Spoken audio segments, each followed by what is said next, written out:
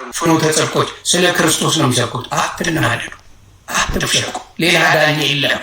ካለ ሂድ፣ ሌላ ዳኛ አለ። አላልንም እኮ ትልና ምክንያት ታመጣለህ። ካለ በቃ እሱን አምልካ። በቃ ምን አጨቃጨቀ? አላልክም ካላልክ ሌላ ምን አመጣ? ለምን ትጣላለህ? ለምን የሁላ አምባጓሮ ስድቡ የሚዘገንን ነገር በሙሉ ለምን ይደረጋል ታዲያ? የሚዘገንን ስድቦች ለምን ይደረጋል? ዋይ ቢኮዝ ሌላ ስለምታመልክ። ምክንያቱም በክርስቶስ የሚያመልኩት እንደዛ አይነት ስድብ የላቸውም። ከየት ላይ ያመጡት? ከየት እነ ቅዱስ ከየት ነው የሚያመጡት? ፔጁ ላይ ነው ያላችሁትን ነገር ያደርጋል። መጽሐፍ ቅዱስ ይጠቅሳል። መጽሐፍ ቅዱስ አጠጥቶ ጥቅሱን ይወጣል። ይህ ነው ስራቸው። እነንትና እነ ኤርሚን አምጡ። በፊት በጣም ምጠለው ማሳደው ሰው ነው ኤርሚያስ፣ እንደምታውቀው በቃ የምቀጠቅጠው ሰው ነው። ያመጣል መረጃ፣ ያነባል፣ ይሄዳል። ትዝታው ሳሙኤልን አምጠው። በጣም ምጠለው ሰው ነበር። እግዚአብሔር በሚያውቀው እንደው እግዚአብሔር ይቀርባል። መጽሐፍ ቅዱስ ያመጣል፣ ቪዲዮ ያመጣል፣ የሰሩትን ያመጣል፣ መጽሐፍ ቅዱስ ያደርጋል፣ ይናገራል። እያንዳንዳቸው የሚያደርጉት ይሄን ነው።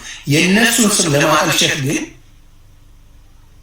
ምን ይሰራል? ደባ ይሰራል። እሱ ደፎ ነው የወጣው፣ እሱ እንደዚህ ሆኖ ነው የወጣው፣ እሱ እንደዚህ አጭበርብሮ፣ እሱ ሰርቆ፣ እሱ እንደዚህ ያለው፣ እሱ እንደዚህ ያለው ተብሎ ስም ልድፍድፍ ተደርጎ ዳግመኛ እንዳትነሳ ተደርጎ ይደረጋል። ይሄ ስህተት ነው። ክርስቶስን ማመን ወንጀለኛ ሊያስብል አይገባም። ሊመሰገን ሊሸለም የሚገባውን ነው የምታሳዱት። ክርስቶስ የግል አዳኝ አድርጋችሁ ተቀበሉ። መጽሐፍ ቅዱስ ነው የሚለው። በአብ በወልድ በመንፈስ ቅዱስ እያጠመቃችሁ ደቀ መዝሙር አድርጓቸው ነው የሚለው። ቃል በቃል ነው መጽሐፍ ቅዱስ የሚናገረው። እኔ እያበረታኝ ነው የሚለው።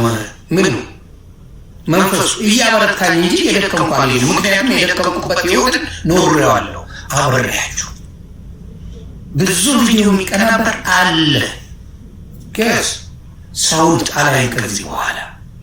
ለዛ ነው ያልተሰማኝ። እንደ በፊቱ ሰው የምመለከት ቢሆን ኖሮ ሩዋንዳ አድርገው ነበር ነው። ሰው መመለከት ቆመ። ይህ የምመለከተው በቀራንዮ መስቀል ላይ የተሰቀለው ስለ እኔ ኃጢአት የሞተልኝ ክርስቶስን ብቻ ነው። ኢየሱስ ያድናል፣ ጌታ ነው ያለውና ሌላ የምትላቸው ነገሮች ካሉ የምታስተምራቸው መንገድ የምትፈልገው ውስጥ ይሄንን ብናገር ውስጤም ህዝቡ ይማርበታል የምትላቸው ነገሮች አሉ። ኮፒ ሊንክ ለምታደርጉ፣ ታፕታፕ ለምታደርጉ እግዚአብሔር በብዛት ይባርካችሁ። ቅዱሴን ፎሎ አድርጉት። በተለይ ወንጌልን ማወቅ የምትፈልጉ እሱ ያለ ማስረጃ አንድ ነገር አይፖስትም። ግደሉት። ያለ ማስረጃ ያላችሁትን በመጽሐፍ ቅዱስ አድርጎ የሚፖስት ወንድም ስለሆነ እንደዚህ አይነት አገልጋይ ይጠቅማቸዋል። ፎሎ አድርጉት። ከማንም ስሉት፣ የክርስቶስን ሕይወት ከማንም ስሉት። አመዛዝናችሁ መጽሐፍ ቅዱሳዊ አድርጋችሁ ከመጽሐፍ ቅዱስ ጋር አመሳክራችሁ እናንተ ተወስናላችሁ። ይህን ነው ማድረግ ያለባችሁ እና ቅዱስ እስቲ በጣም ከርኩ ማድረግ ያለብህ ብናገራቸው እንደዚህ አይነት መድረክ ላይ ብናገር ብለህ የምትላቸው እስቲ ጀባ በለን ይላል። በጣም ነው በቃ እኮ በጣም ብዙ ነው ያለኝ ውስጤ ላይ በጣም እንደው የሚቃጠል ነገር አለ። በጣም ውስጤ ላይ የሚቃጠል ነገር አለ። እዚህ ሚዲያ ላይ ካየን ቅድም በቃ ዋናው ነገር ቅድም ያልኩ ነገር ነው። ጴጥሮስ ከአንተ ወደ ማን እንሄዳለን? በአንተ ዘንድ የሕይወት ቃል አለ። ስለዚህ ሰዎችን የሚያስከትለው የሕይወት ቃል ነው። የሕይወት ቃል ነው ሰዎች የሚያስከትለው። ስለዚህ የሕይወትን ቃል በተማርን ቁጥር ባይዘዌ እግዚአብሔር አደጋችሁ የሚለው ከእግዚአብሔር ስትሰሙ ከሰው ስትሰማዋል። እግዚአብሔር አደጋችሁ የሚለው ስትጸልዩ። እግዚአብሔር አደጋችሁ የሚለው መቼ ነው? በክርስቶስ ኢየሱስ ያለውን ሕይወት ስትረዱ፣ በክርስቶስ ኢየሱስ ያለውን የሕይወት ስርዓት ስታውቁ፣ አዲስ ኪዳንን ስታውቁ። እኔ ብሉይ ኪዳንና አዲስ ኪዳንን በትንሽ ደቂቃ ውስጥ ኮምፓራቲቭሊ ትንሽ ላስቀምጥ፣ መሰረት ብቻ ላስይዝና ከዛ በኋላ እጨርሳለሁ። እንደምታውቁት ብሉይ ኪዳን የተመረቀው በእንስሳ ደም፣ እንደምታውቀው እግዚአብሔር አምላክ ለአብርሃም በዘፍጥረት 12 ላይ ሄደና ዘርህን እንደ ሰማይ ከዋክብት እንደ ምድር አሸዋ አበዛልሃለሁ ብሎ ለአብርሃም የተስፋ ቃል በዘፍጥረት 12 ላይ ሰጠው። ከዛ በኋላ እግዚአብሔር ከ430 ዓመት የመከራ ህይወት እስራኤላውያንን ለአብርሃም የሰጠውን የተስፋ ቃል የሚገርም ይሆን እግዚአብሔር አምላክ ልክ ብሉይ ኪዳን ላይ ወይም በነ አብርሃም ዘመን ኪዳን የሚደረገው በደም ነው። መስዋዕት ምን ያደርጋል? እግዚአብሔር ሲናገር ለአብርሃም ምን አለው? በግራ በኩል መስዋዕት አደረገ፣ በቀኝም በኩል መስዋዕት አደረገ። አንድ ነገር ያርዱና ለሁለት ያከፋፍሉታል። ለሁለት አከፋፍለውት በግራና በቀኝ ያስቀምጡትና ኪዳን ይገባል። እግዚአብሔር ከአብርሃም ጋር ኪዳን ይገባል። ለዚህ ቃል ኪዳን አብርሃም ታማኝ ቢሆን እግዚአብሔር ደግሞ ለዛ ቃል ታማኝ በመሆን በአብርሃም ህይወት ላይ በረከትን እንደሚያመጣ ያንን ኪዳን ወይም ካቨናንት ለመፈጸም አብርሃም ሁለቱም መስዋዕቱን ለሁለት አደረገና አስቀመጠ። ከዛ እግዚአብሔር አምላክ ቆየበት፣ ለአብርሃም ቆየበት። አብርሃም አሞራ ይመጣል መስዋዕቱን እንዳይበሉት ማለት ነው፣ ያባረራል ምናምን። እግዚአብሔር ቆየበት። ከዛ አብርሃም እንቅልፍ ያዘው። እንዴ እግዚአብሔር ለምንድን ነው አብርሃም እስኪተኛ ድረስ የጠበቀው? ለምን እንደሆነ ታውቃለህ? ኪዳኑ ለዚህ ለሚገባው ኪዳን ታማኝ ካልሆነ ነገ ኪዳኑ ሊገድለው ይችላል። እርግማንም አለው፣ ከርስም ይሆናል። እግዚአብሔር ደግሞ ቀድሞ ነገ አብርሃም እንደሚስት ያውቃል። መቼ አጋር ጋር ገብቶ እስማኤልን ምን እንደሚወልድ ያውቃል። ህጋዊ ባልሆነ እግዚአብሔር ባላከበረው እግዚአብሔር ባላለው መንገድ ወደ አጋር ገብቶ የሳራን ድምፅ ሰምቶ ወደ አጋር ገብቶ እንደ ተስፋው ቃል ያልሆነ እስማኤልን እንደሚወልድ ያውቃል። ለምን? የዛኔ ኪዳኑ ምን አደረገ? ኪዳኑ ስላላከበረ አብርሃም ሊሞት ይችላል። እንዳይሞት ግን እግዚአብሔር አምላክ እርሱ ኪዳን እንዲገባ አልፈለገም እግዚአብሔር አብርሃም። ከዛስ ሌላ ደግሞ ስተት ምን አድርገው? አቤሴሎም ጋር ገብቶ ሳራን ሚስቱን ምን አድርገው? እህቴ ናት ብሎ ዋሻ። ስለዚህ ሲዋሽ ደግሞ ከአጋር ደግሞ እስማኤልን ሲወልድ ምን ሊሆን ይችላል? ከመጣው ከኪዳኑ ጋር የሚጣረስ ህይወት ስራ ስለሆነ ሊረገም ይችላል። እግዚአብሔር ስለወደደው እግዚአብሔር በደንብ አድርጎ ስላፈቀረው አብርሃም ኪዳን እንዲገባ አልፈለገም በሚገርም ሁኔታ። ከዛ አብርሃም ሄዶ እንቅልፍ ይዞ ሲተኛ እግዚአብሔር መጣ። አብርሃም ጋር እግዚአብሔር ኪዳን አይደለም የፈጠረው፣ መሐላ ነው የፈጸመው። ለምን? አብርሃም በተኛበት ራሱ እግዚአብሔር በተሰነጠቀው መስዋዕት መካከል አለፈ። ለምን አለፈ? አብርሃም በኋላ ሊጠፋ ይችላል። እግዚአብሔር ግን ምን አደረገ? እኔ ለአብርሃም የሰጠሁትን የተስፋ ቃል ካልፈጸም እነዚህ መስዋዕት ለሁለት ልሰንጠቅ ብሎ በመሃል አለፈ። እግዚአብሔር ማለት ወዳጆች፣ እግዚአብሔር በመሃል አለፈ። ለምን? በኋላ ሊጠፋ ይችላል። በኋላ አብርሃም ሊሞት ስለሚችል አብርሃምን እግዚአብሔር ተክቶ ምናደረገው? ይሄ እኔ መስዋዕት ለሁለት እንደተከፈለ እንደተሰነጠቀ እኔ ለአብርሃም የሰጠሁት የተስፋ ቃል ካልተፈጸመ እኔ ለሁለት ልሰንጠቅ ብሎ እግዚአብሔር አለ። ለምን? አብርሃም ነገ እንደሚያጠፋ ያውቃል። ከዛ በኋላ መሐላ ነው እግዚአብሔር ለአብርሃም የፈጸመው። ከዛ በኋላ ወደ እስራኤል ሕዝብ ስንመጣ እግዚአብሔር ለአብርሃም ከተናገረው የተስፋ አንጻር ይሆንላችሁ መረዳት ያለባችሁ ነገር ነገ ኃጢአት አትሰሩም ብሎ አይደለም እግዚአብሔር የሚጠራችሁ። ነገ ላትወድቁ ትችላላችሁ ብሎ እግዚአብሔር ከእናንተ ህይወት ላይ መሰረትን መስርቶ አይደለም የሚጠራው። እግዚአብሔር ምንድን ነው መጽሐፍ ቅዱስ ሲናገር የወደደን በቅዱሱ ማጠራር ይጠራል፣ ደግሞ ያዳነን ይላል። ሲጠራ ራሱን ተማምኖ በቅዱስ አጠራር የሚጠራ ነገ አትወድቅም ብሎ አይደለም እግዚአብሔር የሚጠራ። ነገ አትወድቅም፣ ነገ ኃጢአት የሆነ ይሰራ ድንገት ሳታይሎም ብሎ አይደለም እግዚአብሔር የሚጠራ። ነገ ቢስት እኔ ጠበቃ ሆኜ በአብ ዘንድ እታየዋለሁ ብሎ። ለዛ ነው በአንደኛ ዮሐንስ ምዕራፍ 2 ቁጥር 1 ላይ እግዚአብሔር ቃል ሲናገር አንዳንድ ሰዎች ጴንጤዎች ከጸደቃችሁ በኋላ ምንድን ነው አማላጅ ምናምን ማለት? አማላጅነቱ የጸደቀ ሰው በድካም ውስጥ ስለሚኖር ስጋ ሞርታል ባዲ ነው፣ ኮራፕተብል ባዲ ሪዴምፕሽን ኦፍ ዘ ባዲ ይፈጸማል። ሪዴምፕሽን ኦፍ ባዲ ማለት የስጋ ቤዝቦት ይፈጸማል። መቼ? የሚበሰብሰው የማይበሰብሰው ይለብሳል። ኢየሱስ ክርስቶስ ዳግመኛ ሲመጣ ይሄ ዘረኝነት የሚያምረው፣ ይሄ መጠጥ የሚያምረው፣ ይሄ የሆነ ዝሙት የሚያምረው፣ ይሄ ትንሽ ሲበላና ሲጠግ ሰዎች ላይ ድሃ ላይ ለመጨፈር የሚያምረው ይሄ ስጋ ምን ያደርጋል? ኢየሱስ ሲመጣ ይቀየራል። የዛኔ ነው ፍጽምና የሚሆን። ፍጽምና የሚመጣው የዛኔ ነው። ድካም ውስጥ ነው ያለነው። ለዛ ነው በስጋችን ውስጥ ድካም ስላለ መጽሐፍ ቅዱስ ሲናገር ይላል በድካማችን የሚያራልን ሊቀ ካህናት አለ። ድካም አለ። ለምን? ድካም ስጋ ስላለ ስጋ ይሳል፣ ይደክማል። ለዛ መጽሐፍ ቅዱስ ስጋ በመንፈስ ላይ ይቀዋወማል። ስለዚህ የኢየሱስ ምልጃው ምንድን ነው? አሁን ስራው ሲባል የኢየሱስ ምልጃ አንድ ሴናሪዮ ላንሳል። ይሁን ለምሳሌ ቅድም የተናገርኩት በእናንተ ትናንት የተናገርኩት ነገር አለ። ኃጢአት ሰርተህ ወደ ብሉይ ኪዳን ሊቀ ካህን ስትሄድ ይሁን አንተን አይደለም የሚመረምረው ሊቀ ካህን፣ ይዘህ የቀረብከውን በግ ነው የሚመረምረው። አንተማ አምነህ መጣህ እኮ ኃጢአትህን። ኦን ደ ቢሃፍ ኦፍ ዩ ግን የሚቀርብ በግ አለ፣ ምንም የማያውቅ ማለት ነው። ኦኬ እግዚአብሔር ጋር ሊቀ ካህኑ ይዞ ሲቀር አንተን አይመረምርም፣ በጉን ነው የሚመረምረው።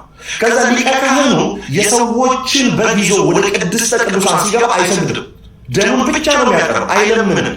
ምናልኩኝ አይሰግድም፣ አይለምንም፣ አይመለከትም፣ ይቅር በለኝ አይልም። ዘኦንሊ ቲንግ የሚያደርገው ነገር ምንድን ነው? ደሙን ብቻ በስርየት መክደኛው ላይ ማቅረብ ነው። ይሄ ማለት የብሉይ የሐዲስ ኪዳን ጥላ ሻዶ ለማን? ለክርስቶስ ኢየሱስ ጥላ። ኢየሱስ አማላጅ ነው ስንል እግዚአብሔር ፊት ሊቀ ካህናቶቹ ደም ይዘው ገብተው እንደማይጸልዩት ደም ይዘው ገብተው እንደማይለምኑት እርሱ ራሱ አምላክ ስለሆነ በስጋው ይታያል እንጂ አብን አይለምንም።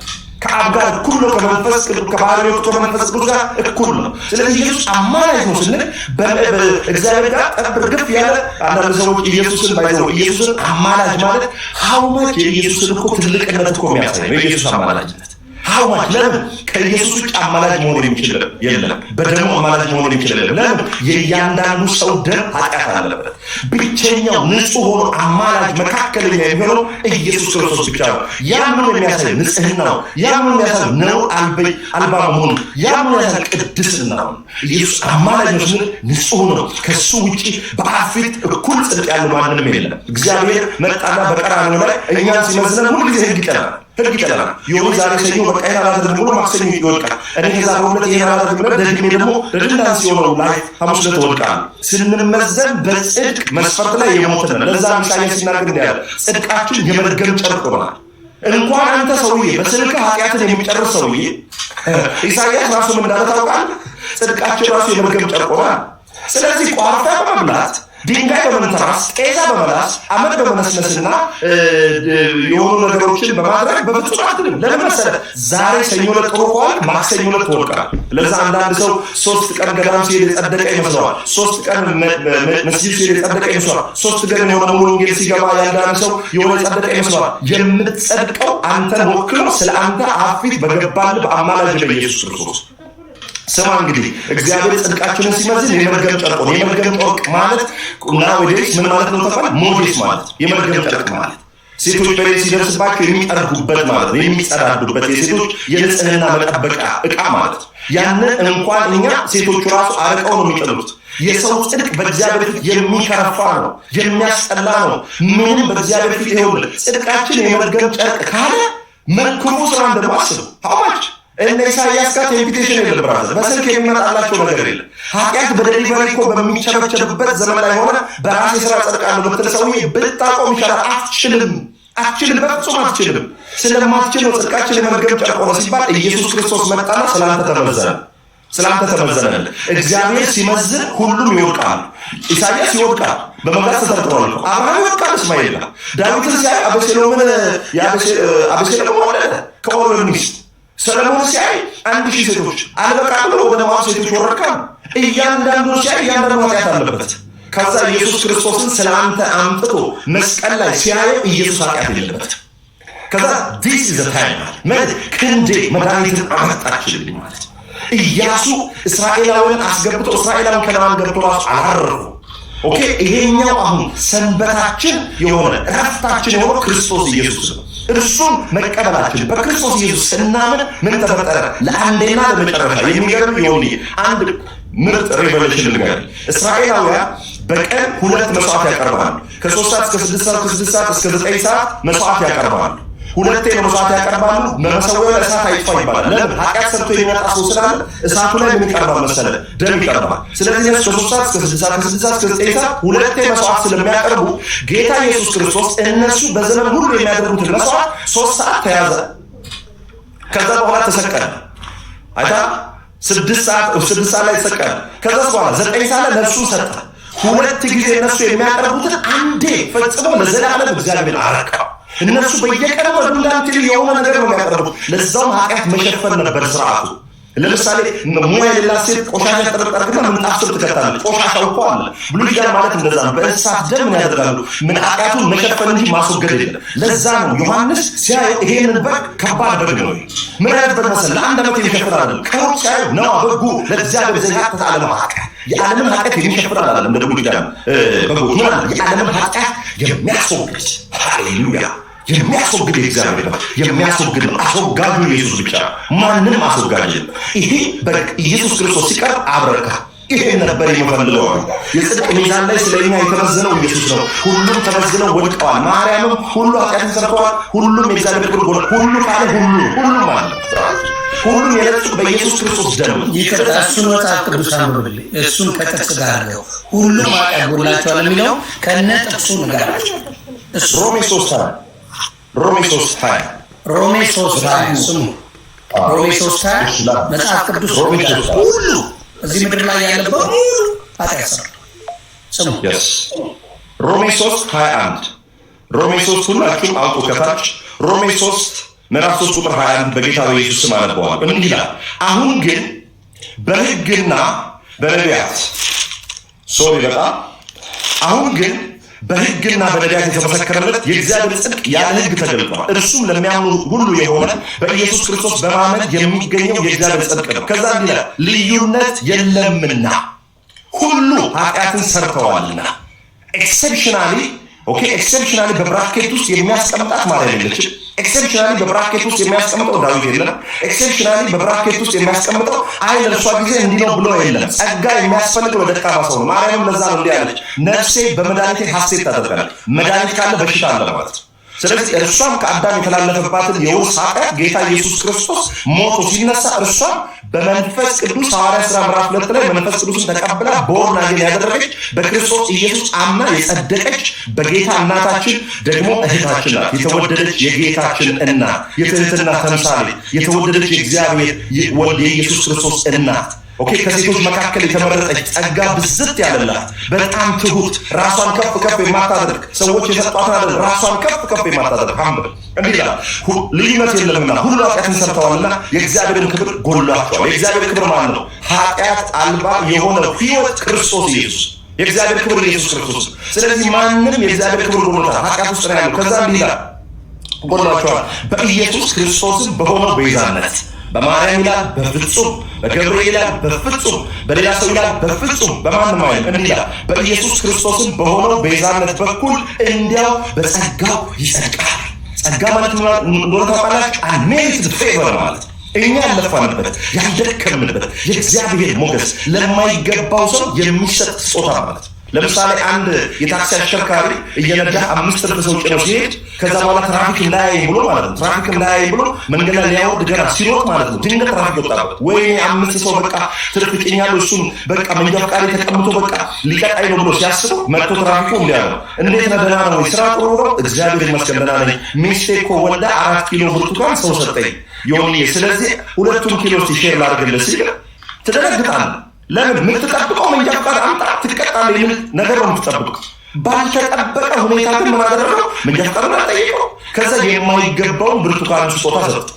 ጸጋ ማለት ያ ነው። አጥፍተህ በደል ውስጥ ኖረ የእግዚአብሔር ጸጋ የሚያስፈልገው ሰው ደካማ ሰው ነው ማለት ነው። ደካማ ሰው ነው የእግዚአብሔር ጸጋ የሚያስፈልገው። ጸጋ ለሁሉም ነው የሚያስፈልገው። ለምን? በእግዚአብሔር ፊት ሁሉ ኃጢአትን ሰርተዋል። ይኸውልህ ከሴት ጋር ባትተኛ በአካል በሐሳብ ትተኛ። በሐሳብ ማንም የተቀደሰ የለም። መጽሐፍ ቅዱስ ማስረጃ የለም። በሐሳብሽ ድንግል ነሽ፣ በስጋሽ ድንግል ነሽ። ይሄ እኛ ቤት ያለው ሐሳብ እንጂ መጽሐፍ ቅዱስ ላይ አያስቀምጥም። ለእርሷም ሞቷል፣ ለእርሷም ኢየሱስ ክርስቶስ ሞቷል። እርሷ ከኛ ጋር አማኝ የሆነች የጌታችን እናት፣ የምንወዳት የምናከብራት የትህትና ተምሳሌት፣ ራስን ዝቅ ማድረግ እንደዛ ነው። ስለዚህ ኢየሱስ ክርስቶስ ምን ሆነ? አማላጅ ሆነ ስንል አሁን እግዚአብሔር ዮኒን በሆነ ድካም ውስጥ አይቶት ሊቀጣው ሲል የሚያየው ማን ነው? ኢየሱስን። ስለዚህ ኢየሱስን ሲያይ እግዚአብሔር በዮኒ ውስጥ ኢየሱስን ነው የሚያየው። ለምሳሌ ይሄ ሪሞታል ይሄ ሪሞቱ መጽሐፍ ቅዱስ ውስጥ አስቀምጧል። ከዛ እግዚአብሔር የሚያየው ምን ነው? ይሄ ለምሳሌ እናንተ የምታዩት መጽሐፍ ውስጥ ያለው ማለት ኢየሱስ አማላጅ ነው ስንል እኛ በእርሱ ውስጥ ሆነ የሚታየው ኢየሱስ ነው ስለኛ። አንድ ነገር ልንገር። ለምሳሌ የኖህ መርከብ አለ። የኖህ መርከብ ውስጥ ኖህ ገብቷል። የኖህ መርከብ ውስጥ ኖህ ገብቶ በሩን የዘጋው እግዚአብሔር በሚገርም ሁኔታ። ለምን? በኋላ ኖህ እስቲል የውሃው እንዴት ሆኖ ብሎ ቢከፍት ይገለዋል። እንዳይገለው እግዚአብሔር ከኋላ ጥርቅም አድርጎ ዘጋው። መርከቡን የሰራው ነው እግዚአብሔር ግን ከኋላ ጥርቅም አድርጎ። ለምሳሌ ዮኒ መርከቡ ወዲና ወዲያ ሲማታ ውሃ ሲመታው ኖህ የሚወድቀው ምን ውስጥ ነው? ውስጥ ነው አይደል? ውጭ አይወድቅም። መርከብ ውስጥ ነው የሚወድቀው። ዛሬም በክርስቶስ ኢየሱስ ያመነ ሰው ቢደክምም የሚደክመው የሚጣለው የክርስቶስ አካል ውስጥ እንጂ ከክርስቶስ አካል ውጭ አለ። የዘመርንለት መርከቤ መጠለያዬ ሞገዱን መሻገሪያዬ ጸጥታ ሰላም ሰፍኗል ከእንግዲህ ማን ያስፈራል? መርከባችን ኢየሱስ ነው። ይሁን መርከቡ ላይ ነው የእግዚአብሔር ቁጣ ያረፈው ኖህ ላይ አይደለም። ኖህ ላይ አይደለም። ኖህማ ፍትት ብሎ ውስጥ ነው ያለው። መርከቡ ላይ ነበር እግዚአብሔር ቁጣ ያረፈው። መርከባችን ኢየሱስ ክርስቶስ መስቀል ላይ ይሁን የእግዚአብሔር ቁጣ እሱ ላይ ሲያርፍ እኛ እንደ ኖህ ውስጥ ነበርን፣ አላገኘንም። እግዚአብሔር በምህረት ነው ያየ። የእኛ መርከብ ኢየሱስ ነው። የኖህ መርከብ ማርያም አይደለችም። የእግዚአብሔር ቁጣ ያረፈበት የእግዚአብሔር እንደተቀሰፈ በእግዚአብሔር እንደተቀሰፈ አየነው። የእግዚአብሔር ቁጣ የኃጢአት ፍርድ ሁሉ ያረፈው ጌታ ኢየሱስ ክርስቶስ ላይ ነው። እኛ ምንም አልሆንም። ለምን? እርሱ እኛን ከልሎ እንዳንነካ ኢየሱስ ክርስቶስ ጌታ። አሁን በክርስቶስ ያላችሁ በክርስቶስ ያመናችሁ ሰዎች ከዳናችሁ ከጸደቃችሁ በኋላ እንዴት ነው የፍቅር የርኅራኄው ፏፏቴ የምህረቱ ፏፏቴ የቸርነቱ ፏፏቴ ስር ተተክለናል። ስለዚህ ሁሉ ጊዜ በሕይወታችን ላይ መጠውለግ እንዳይኖር መድረቅ እንዳይኖር ምን አድርጎናል? ከምህረቱ ከፏፏቴ ስር ምን አድርጎናል? ተክሎናል። ለዛ ነው በድካማችን የማያራራን ሊቀ ካህን የለንም። ይኸውልህ በጓን የጠፋችውን በግ ጌታ ኢየሱስ ክርስቶስ ሲያገኝ የጠፋችውን በግ ሲያገኝ ምን አደረገው ይላል? በአናቱ ላይ ነው የተሸከመው። እዚህ ትከሻው ላይ ነው የተሸከመው። አንቺ የማትረቢ የት ጠፍተሽ ነው? አንቺ አላውቅሽም፣ መጠጥ ቤት እየሄድሽ እንደዚህ ቤት እየሄድሽ አላለም ጌታ ኢየሱስ ክርስቶስ። መርከቧን በጓን ይላል ትከሻው ላይ ያስቀመጣት። ከዛስ እየተንከባከባት አንተ ከአሁን አንተ የማትረባ ይልሃል። ኃጢአትን የቆጠረ እግዚአብሔር የሚቀጣ ይመስልሃል? ብራዘር እኛ አስቆጥረን ሳይሆን ኢየሱስ ያስቆጠረው ተቆጥሮልን። ለምሳሌ ሮናልዶ ሄዶ ጎል ሲያስገባ አስገባን ትላለህ። ያስገባው አንተ አይደለም ሮናልዶ ነው። አንተ እኮ ሜዳ ውስጥ ምንም አላደረግም። ኃይሌ ገብረስላሴ ጀግና አትሌቶቻችን የኢትዮጵያ ብርቅዬ አትሌቶች ሄደው አፈር ድሜ በልተው አሰላ ላይ በቆጂ ላይ እነሱ ትልቅ ትሬኒንግ ሰርተው ሄደው እኮ ማራቶን ምናምን ወርቅ ሲሸለሙ ወርቅ በላን ትላለህ አንተ ብራዘር። እነሱ ዋጋ በከፈሉት አንተ በላን ትላለህ። ቀራንዮ ላይ እሱ ብቻውን የደም ላብ አልቦት ብቻውን በሰፍነግ ሐሞትና ከርቤ አድርገው አጠጥተውት ብቻውን የሸዋ አክሊል አድርገውለት። ብራዘር የኢየሱስ ፊልም ላይ ነው ሲሰራ ተዋንያኑ የራሱ ሰውነት እንዳይታይ እንጂ ኢየሱስ ጨርቅ አላገለደምም።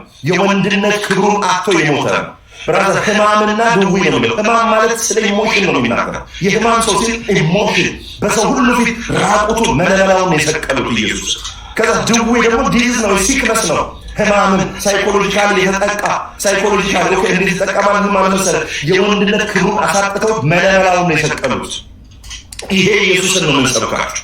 ይሄ የተዋረደልን መጽሐፍ ሲናገር እኛ ግን የተሰቀለውን ክርስቶስን እንሰብካለን። ያልተሰቀለ አይሰበክም፣ ያልታረደ ዝማሬ አይገባም። በእግዚአብሔር መንግስት ለፍጡር መዘመር ዘፈን ይባላል።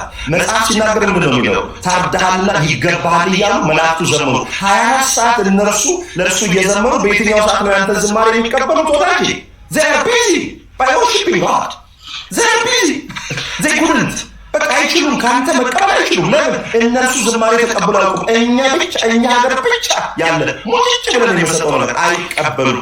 ዝማሬ የሚገባው እልልታ የሚገባው ስብሐት የሚገባው አኮቴት የሚገባው ስልጣን የሚገባው ብርታት የሚገባው ለሞተው ለተነሳው በአብ ቀኝ ለተቀመጠው ስለ እኛ ለሚታይ ዳግመኛ በክብርና በግርማ በመላእክት አጀብ በአምባላይ ፈረስ ተጭኖ የሚመጣው የወጉት የሚያዩት ድምፁ የቃዴስን በርኔ የሚያንቀጠቅጥ የሊባኖስን ዝግባ የሚቆራረጥ የኃያልን ወገብ የሚፈታ የእግዚአብሔር ልጅ የናዝሬቱ ኢየሱስ የእግዚአብሔር ቃል ተብሎ ሆኖ የተጻፈለት ከአፉ ስለታም ሰይፍ የሚወጣ ዓይኖቹ እንደ እሳት ነበልባል የሆኑ አናቱ ጸጉሩ ደግሞ ከበግ ጸጉር ይልቅ ነጭ የሆነ በእቶን እንደጋለ ብረት ነሐስ የሆኑ መጥመቂያ እየረገጠ ዛሬ የተዘባበትክበት ኢየሱስ ጌታ አይደለም ያልክበት ከእርሱ ውጭ ቤዛ አለ ብለህ መደርደሪያ ላይ አግዳሚ ወንበር ላይ አስቀምጠህ ፍጥሩን ባለህበት በዛው መካከል ጌታ ኢየሱስ ክርስቶስ ብቻውን በክብር ይገለጣል። የአብ የልቡ ትርታ ኢየሱስ ነው። እንዲሰበክለት አብ የሚፈልገው ኢየሱስ ነው። ማንም አልሞተም፣ ማንም ዋጋ አልከፈለም። የአብ ደስታ የኢየሱስ መሰበክ ነው።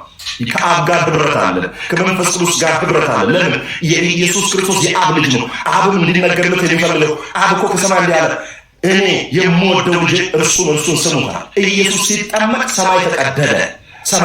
ከዛ በፊት ሰማይ ተቀዶ አያውቅም። የአብ የልቡ ትርታ ኢየሱስ ነው። ስለዚህ በመጨረሻ ይሄንን ተናግሬ ሊጨርስ ቅድም የነገርኳችሁ ነገር አለ። የሚገርም ነገር ማለት ነው። 2 በጎች ይቀርባሉ ለኃጢአት በዘሌዋውያን 16 ላይ ይህን መገለጥ ነገር ሊጨርስ ዘሌዋውያን 16 ላይ 2 መስዋዕት ይቀርባል። 2 በግ አውራ በጎች ይቀርባሉ። ኃጢአት ከሰራ 2 በግ ይዘህ ትቀርባለህ። አንደኛው በግ ላይ እጃቸውን ይጭናል። ለምሳሌ የሆነ ኃጢአት ከሰራ አንደኛው በግ ላይ እጁን ይጥላል።